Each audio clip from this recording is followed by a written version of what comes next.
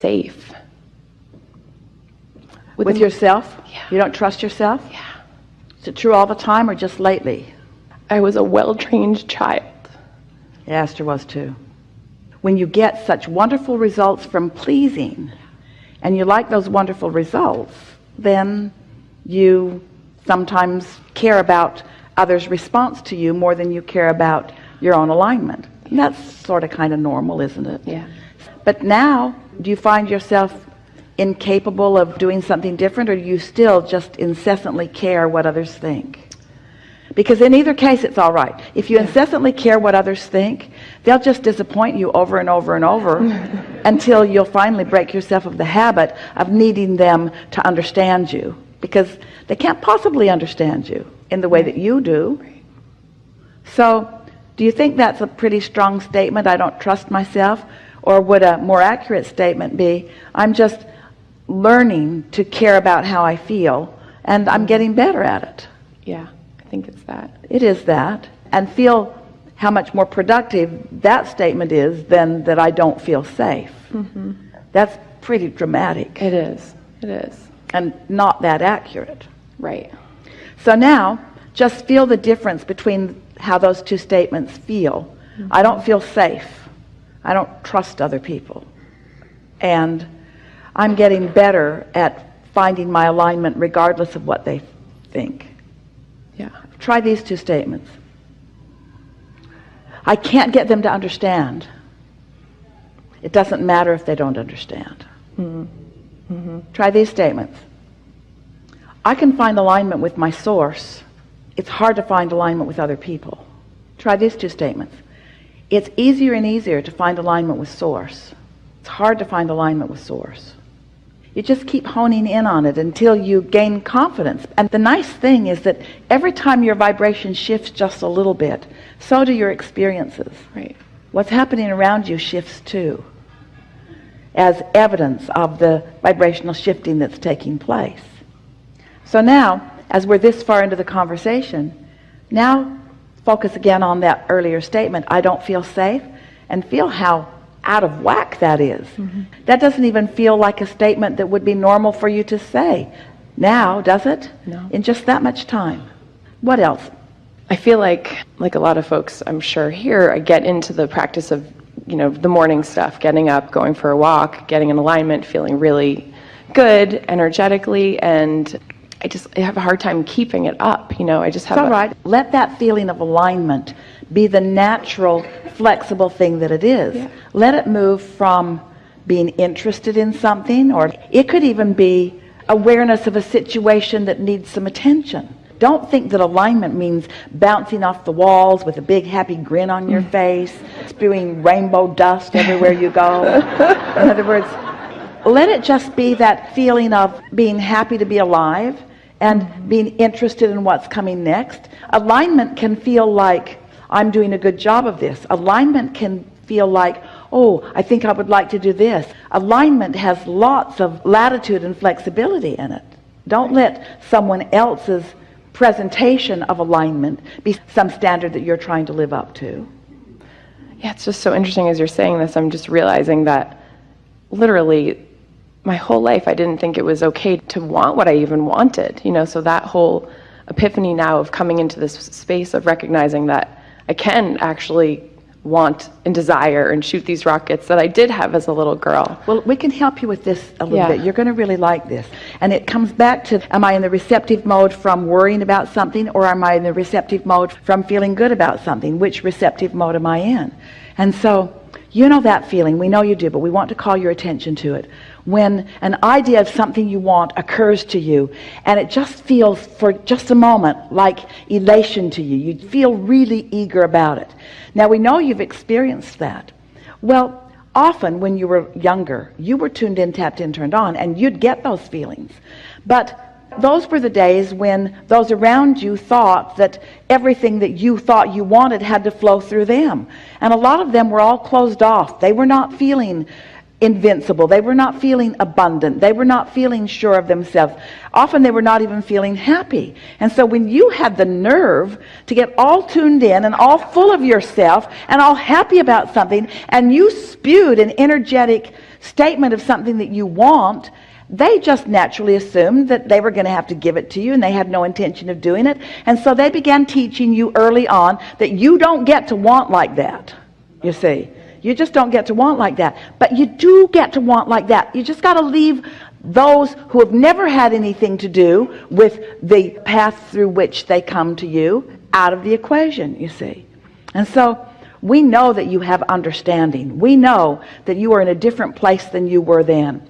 But you don't have to go back and explain ever again why it's not all that easy for you to want. Esther began saying that after Jerry made his transition, because she was a cooperative component primarily. And Jerry would say, what do you think about doing this and this and this morning, and then we'll do this and this and this, and then we'll go here for dinner? And Esther would say, that sounds really good. And when Jerry was not there saying that, Esther thought, what should I do? What do I want for dinner? She'd been eating the other half of what he chose for so many years. She didn't even really know for sure what she wanted to eat, because she'd never really thought about it specifically. She was really happy to eat the other half of what he was choosing. Now, some can call that dysfunctional. Some can call it over-cooperative. Esther called it a blissful life experience. But now, she's standing in a place where she needs to decide what she wants to eat, you see. And we know it sounds ridiculous, but you do develop patterns of cooperation. So Jerry and Esther were primarily in tune with each other. And so when Esther was in alignment with her inner being, she was in alignment with Jerry, who was in alignment with his inner being. In other words, she was not overcoming discord all the time. But it is important to note that unless you have defined what you want, then you have no real sense of guidance of whether you are allowing it or not. And when you think about it, since no one else can attract for you, it's very important that you identify what you want. And you know what? That's the thrill of it anyway, isn't it? To have defined what you want and then to watch the universe seemingly magically orchestrate the circumstance and events in order to accommodate you. To watch a convergence where several things that have been important to you happen all in the same sort of period of time. It's exhilarating to realize your power and your invincibility. And so that's what we would be saying if we were standing in your physical shoes, rather than saying, I've spent so many years not even knowing what I wanted or not even allowing myself. Instead, we'd be saying, I'm looking forward to understanding what I want, to defining what I want, to getting into alignment enough that it occurs to me what I want, and then of watching the pattern of unfolding of what I want. In other words, I'm looking forward to coming to own my own sense of empowerment and my own sense of upliftment and my own sense of invincibility and, most of all, my own sense of worthiness. None of you will ever really allow yourself to feel worthy until you have stood on your own and wanted something that others didn't think that you should want, and lining up with it anyway, and then watch the universe knock itself out to give it to you. Because as long as you're just receiving the benefit of what others think that you should have, you don't enhance your sense of worthiness. You enhance your sense of duty. You enhance your sense of cooperation, but you don't enhance your sense of pure worthiness. It isn't until you sort of defy what everybody else thinks and just stand in a place where you know what you want and allow that feeling of desire to come, and then nurture that feeling of desire, and then watch the powerful universe line up in organization to support you in what you want. You come out of situations like that feeling loved and feeling seen and feeling known and feeling heard and feeling worthy, feeling blessed, you see. And that's what you're reaching for. That's what's at the heart of what you're asking here, in every part of what you're asking. I think the last piece is around that safety as you're talking about it. I have manifested some pretty amazing things in my life and that I really, really wanted, and they happened. And then it was sort of this moment of being like, don't shine too brightly with it, or don't be too excited about it, because somehow something, like I'm kind of looking over my shoulder right now, right? That feeling of the other shoe's going to drop or something like that, and I know that's not right energetically. Well, that's because your sense of worthiness is not solidly in place. Right. And that's because you haven't known until fairly recently that you get to control your vibrational output so that you can have more control over those kinds of things. You can be pretty far along in the game, and people that you loved and trusted could maybe disagree with you or maybe even turn on you, and you might take that more seriously than it really deserves, and it could sort of give you a run for your money for a little while, but ultimately you'll come back into your alignment of understanding that most of it is most of the time going extremely well. It's such an interesting thing how something can happen to you or in the world that can sort of shake your sense of safety or well-being. And if you focus upon it, then other things start showing up that shake your sense of well-being.